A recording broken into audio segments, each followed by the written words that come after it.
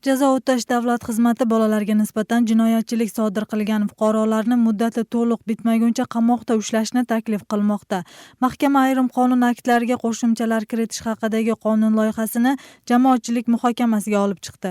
Hozirda jamoatchilik bilan hukumat so'nggi vaqtlarda bolalarga nisbatan sodir bo'lgan jinoyat ko'payib, jinoyatchilarni muddatdan avval qo'yib yuborayotgani va qamoq koloniyasiga o'tkazayotganidan xavotirlanganini bildirdi. Bolalarga bo'lgan zo'ravonliklarni oldini olish uchun jinoyat va jazo kodekslariga kiritiladigan o'zgartirishlar ishlab chiqildi. Unda bolalarga nisbatan og'ir jinoyat sodir qilganlarni muddatidan avval ozod qilish va qamoq koloniyalariga o'tkazilishi taqiqlanadi deb aytiladi bildiruvda. Hozirda bolalarga nisbatan jinoiy ish sodir qilgan 153 nafar fuqaro qamoqda jazo muddatini o'tamoqda. Uning 7 nafari ayollar.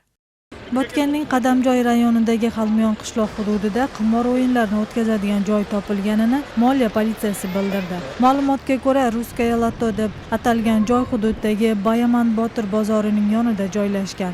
Tekshiruv vaqtida 76 o'yin kartalari, 90 quti va 1080 so'm miqdoridagi sovrin fondi uchun ajratilgan pul olingan. Mazkur fakt bo'yicha jinoiy ish qo'zg'alib, tergov jarayoni boshlandi.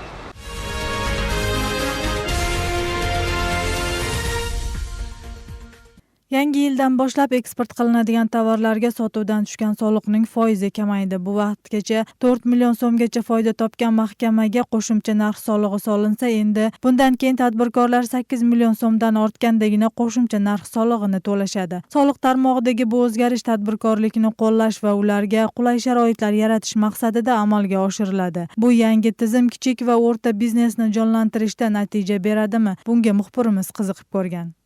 Davlatning janubiy hududidagi plastik eshik derazalarini tayyorlash xizmatini ko'rsatuvchi mazkur ishxona 2008-yilda tashkil etilgan. Korxonaning 1 yilda topgan mablag'i 4 million so'mdan oshib, qo'shimcha narx solig'ini ham to'lab kelgan. Endi soliqning mazkur turdagi miqdorining qimmatlashi bilan qo'shimcha narx solig'ini to'lashdan bo'shatiladi. Biz negizi boshdan beri endi eksploatatsiyachiz, endi to'lovchi qatorimiz. Endi hozir biz parokdan 4 million ardayım ile ötüp kelgenmiz, endi төлөп kelemiz. Бұл жылы 2016 жылы ошого жетсек 8 миллиондан өтсөк, дагы деле төлөй беребиз. Эгерде жетпей кала турган болсо, кандай endi бошотулабыз, ошондо эмесин көрөбүз. Qo'shimcha narx solig'ining miqdori qimmatlashi o'rta va kichik tadbirkorlikka loyiq shartlarni yaratish uchun, shuningdek milliy valyutani bir maromda bo'lishni ta'minlash maqsadida olib borilgan. Bu vaqtgacha qo'shimcha narx solig'ining miqdori 4 million so'm bo'lsa, endi 8 million so'mni tashkil qiladi. Анын себептери көп.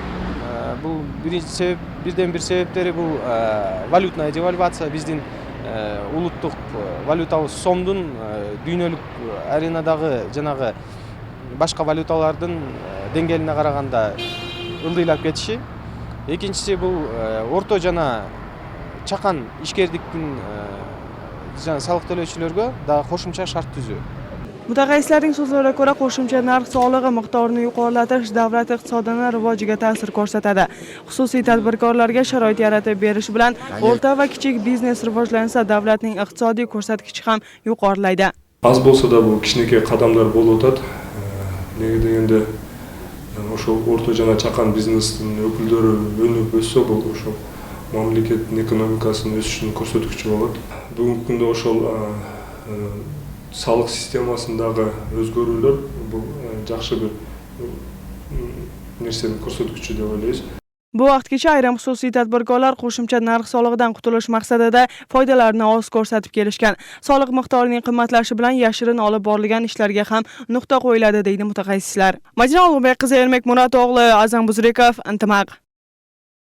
19 noyabrda Premier Ministr Temir Sariyev Central Golding kompaniyasining prezidenti Frank Herbert va bajaruvchi direktori Scott Perryni qabul qildi. Bu haqda Qirg'iziston Respublikasi hukumat apparatining matbuot xizmati bildirdi. Uchrashuv davomida Qumtor loyihasi atrofidagi hozirgi holat muhokama qilindi. Premier Ministr Temir Sariyev Qirg'iziston Respublikasi hukumati 2014-yilning 18-yanvaridagi Qumtor loyihasini restrukturizatsiyalash shartlari haqida shartnomani amalga oshirish bo'yicha bo'yicha so'zlashuv jarayonidan chiqish to'g'risida qaror qabul qilganini va mazkur loyiha asosida Centera Gold Inc. kompaniyasi bergan takliflar Qirg'izistonning manfaatiga javob bermasligini bildirdi. Bu bilan Temir Sariyev Qumtor konini ekspluatatsiyalashni 2016-yildagi rejasi, kondagi oltin zaxiralarini aniqlash zarurati to'g'risida bir qancha masalalarni muhokama qildi.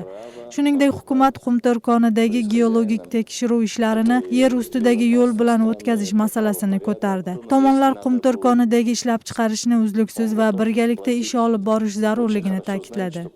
Premier ministr Temir Sariyev Qirg'iziston hududida kam uchrovchi jonivorlarni ovlaganlarga qarshi kurashni kuchaytirishni tegishli organlarga topshirdi. Hukumatning matbuot xizmati ma'lumotiga ko'ra, qonunni buzganlarni qoidaga ko'ra jazolash bo'yicha buyruq berildi. Rasmiy ma'lumotlarga ko'ra, hozirda respublikada ovchilik qiluvchi yerlarga ega bo'lgan 52 foydalanuvchi bor. Ularning biri davlat, 9 jamoat tashkiloti va 42 tasi xususiy shaxslar. Yovvoyi hayvonlarning soni so'nggi 20 yilda keskin kamaygani xabarlangan. Parlamentda ovchilikni taqiqlash bo'yicha qonun loyihasi tayyorlanib, jamoatchilik muhokamasiga chiqarildi. So'nggi vaqtlarda iqlimning keskin o'zgarishi o'lkalarga turli ta'sir qilmoqda. Ayrim joylarda kun isigani tufayli daraxtlar gullasa, ayrim joylarda esa o'simliklarni o'stirish sharoiti buzilmoqda. Bunga misol Markaziy Amerikada kofe o'stirib, eksport qilish bilan shug'ullangan fermerlar hududda so'nggi yillarda iqlim sababli kofe o'stirish mumkin bo'lmay qolganini aytishmoqda. Bu haqda navbatdagi lavhada. Iqlim o'zgarib, Markaziy Amerikada havoning harorati kun sayin ko'tarilmoqda. Ob-havoni o'zgarishi bu yerdagi qahva yetishtiruvchilar ishini ham murakkablashtirdi. Ba'zi joylarda qahva yetishtirish imkoni qolmadi. Shu sababli ko'pchilik fermerlar qahvani shokolad daraxtiga almashtirmoqda. Klimatning o'zgarishidan kofe o'stiruv mumkin bo'lmay qoldi. O'shundoqdan kakao o'stiruvga o'tdik. Uchurdagi rinokda surov talab jo'g'ir bo'lganlikdan yaxshi baholar qo'yilgan. Fermerlarning so'zlariga ko'ra, kakao yetishtirish qahvaga qaraganda 3 hissa oson hamda arzon. Chindig'inda kofe o'stiruv bir to'p qiyindadi. Ага qaraganda kakao o'ng'oy jana surov talabda kuchayi boshlagan.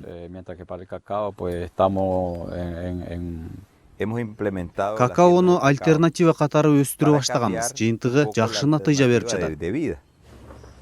Markaziy Amerikada qahva eksport qilish so'nggi 3 yil davomida keskin tushib ketgan. Kakaoni chet o'lkalarga sotish esa 80% ga ortgan. Shunga qo'shimcha Salvador ham oldinga 5 yil davomida kakao yetishtirishni rejalashtirmoqda. Shu bilan birga Gonduras hukumatı ham fermerlardan qahvani o'rniga kakao o'stirishni talab qilmoqda.